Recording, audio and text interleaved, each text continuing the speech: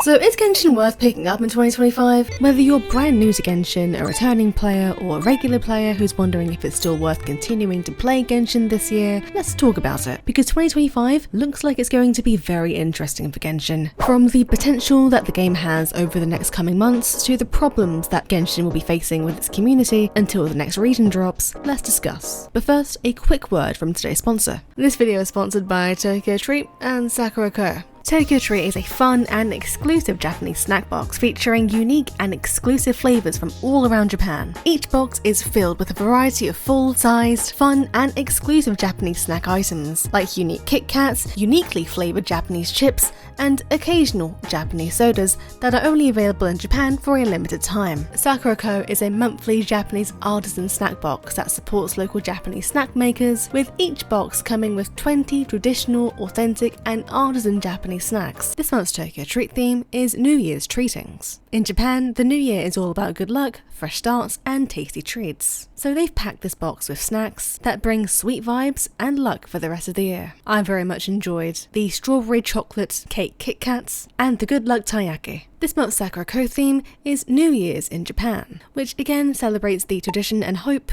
of a brighter tomorrow that celebrates the Japanese New Year. I enjoyed the yuzu shiroko biscuits and the strawberry daifuku. So click the link in the description or the pinned comment to get $5 off your first box if you use my code. And once again, thank you Tokyo Treat and Sakura Co for sponsoring this video. Let's start off with how the story of Genshin Impact will be progressing in 2025. If we're going off the Teyvat chapter storyline video, Natlan is the last region to go until Snezhnaya, which is a pretty highly awaited for region in the Genshin community. After all, it's got the Tsaritsa, and as such, and here's a spoiler warning for anyone who's new to Genshin, as such, her goal and motive for collecting the other Archon's Gnosis, as well as many of the Vitui Harbingers that we have yet to meet in-game. However, and here's your second spoiler warning if you don't know where we're actually going next and you want to find out for yourself in the newest Archon quest, rather than going straight from Natlan to central Snezhnaya, where we'd likely be facing the Tsaritsa and the other Harbingers, we'll be going to Nod Korai instead. According to what's been said in-game,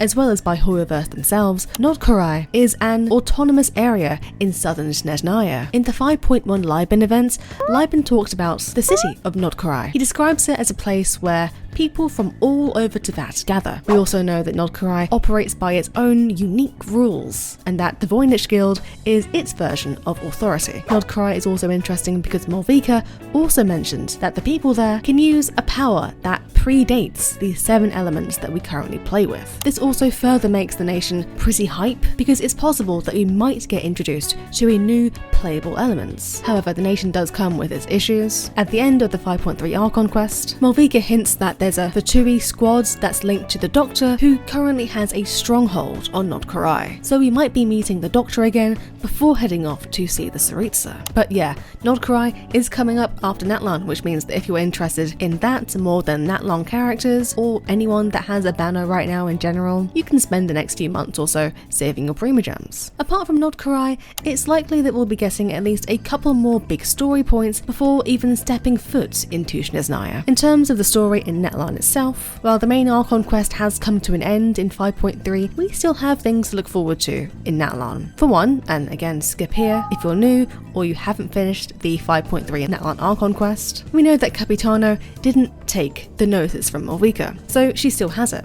As such, we know that another Harbinger will be coming to Natlan to take it. As for which Harbinger, we haven't been told which one officially is going to be coming to Natlan, but it's still pretty hype regardless, especially considering what happened to Capitano. Hoyoverse, please make him playable. Finally, as my last story-related point, Dainsleif is due to have his own quest again, but this time in Natlan. Dainsleif quests are pretty focused on the lore of the Twins, the Cataclysm, Khaenri'ah, and the Abyss Order, which means that we'll be greeted with even more lore drops in Natlan before heading to the next nation in summer. So yeah, there's a lot to look forward to for Genshin's story. It will give us a first glance into how Hoyoverse plans to extend the story from how we initially saw it in the Teyvat chapter storyline trailer when the game first released. If you're a new or returning player, you'll have plenty of story content to play with and catch up on before the next region releases. In terms of playable characters, we are guaranteed at least 7 more. Recently, Mizuki got her drip marketing on Genshin social medias. She's a psychologist from Inazuma. Boy, must she have her work cut out for her. But the fact that she's from Inazuma means that we're probably going to be getting an event in 5.4 that's in Inazuma, which is nice because it feels like we've not been in Inazuma for a long time. Aside from that though,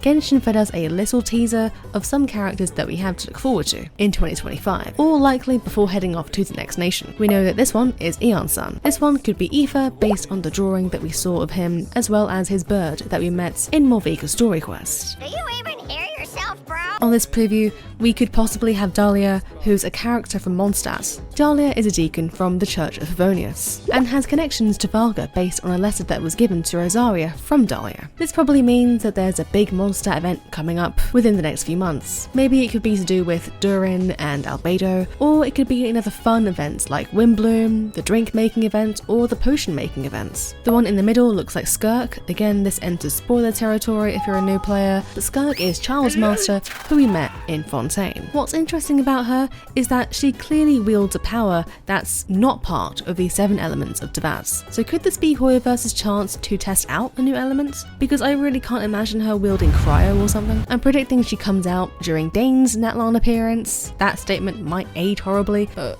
whatever, man. And finally, out of the characters that we know from in-game dialogue, another one of these characters could be Verisa, a competitive eater from Natlan. I imagine she'd be part of a quote-unquote filler patch near the end of Natlan, a bit like Emily from Fontaine, but that's just my speculation. These upcoming characters probably don't even include characters that we have to look forward to when the next region releases. So character-wise, we have an interesting lineup on the way. So in terms of the game itself, there is quite a bit to look forward to. However, if you consume Genshin content outside of the game, like on social media, you'll know that similar to when Sumeru was in the spotlight, Natlan is getting a lot of criticism from the community. And so far, there is no sign of this stopping in 2025. For example, one big issue in the community these days revolves around the representation of Natlan's playable characters, especially in terms of skin tone. Fans anticipated Natlan, which was meant to be inspired by indigenous cultures, would have a darker skinned cast as part of the region's identity. However, the actual representation that we got sparked many discussions about colorism, since the characters having lighter skin tones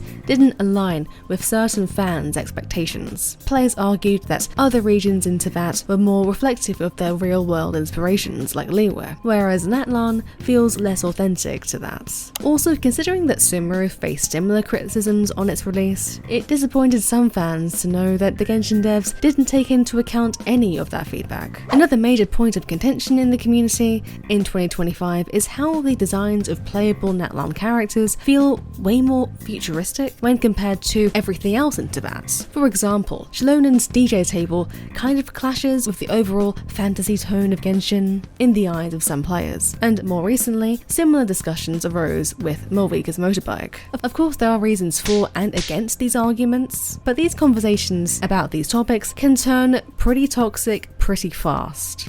So TLDR, play the game in 2025, but try not to engage in the community so much. The community will probably lighten up once we get to unless Hoyoverse messes it up, then I think the community will explode. But yeah, that's it from me. Let me know what you're looking forward to in Genshin in 2025, or not. If you're going through Genshin burnout right now, let me know why down below. I'm trying to stream on Twitch every weekday for like half an hour or so feel free to catch me on there and say hi. If not, thanks for watching, subscribe, follow my Instagram, join my Discord, and comment this bird emoji. Peace.